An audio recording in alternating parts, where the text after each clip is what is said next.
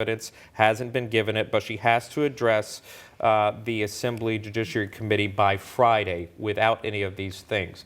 So that's where it left off. We'll bring our panelists in to react here. Scott Walker, Jennifer Massey, and Thane Rosenbaum. Professor, I'll go to you first on this. Just your overall thoughts on what you heard. It's kind of the first time we're able to hear from the other side.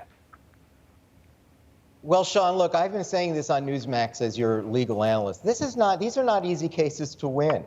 And I thought what we just saw was very impressive. Remember, we were told last week from Letitia James, New York Attorney General, that this was a complete factual findings of everything you'd ever want to know about Governor Cuomo and sexual assault. And it's thorough. But I think that what you're hearing here is that, in fact, it omits evidence. There's missing evidence that the report itself is flawed. It raises 179 witnesses, but only quotes from a small portion of it. Most of the witnesses are not quoted. We don't know what they actually said.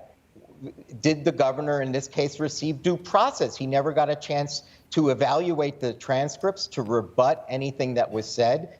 Letitia James, as Emma just pointed out, stood there in front of the country and said, I believe these survivors and they speak to this truth. Well, the conservatives didn't like this when this happened in the Kavanaugh confirmation about believe survivors, because if you automatically believe survivors, you might as well do away with the Sixth Amendment. It's over. Because what you're really saying is if you're believing the survivors, that means that the defendant is lying. And so this is of a concern. And I just think that things she's also saying is that these are essentially third-degree misdemeanors, right, at their worst, and they might not actually rise to the level of a sexual assault. The complaint, the actual report, is not a complaint. It is not a charging document, right? So that's a very important point.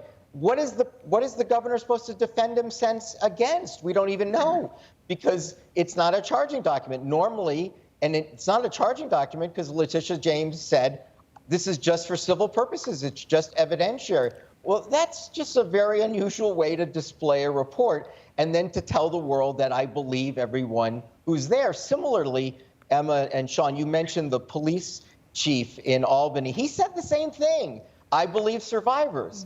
Let me just say one final thing. Sure. The ghost of Bill Cosby could return here, because what the attorney said about the 11 women is very true.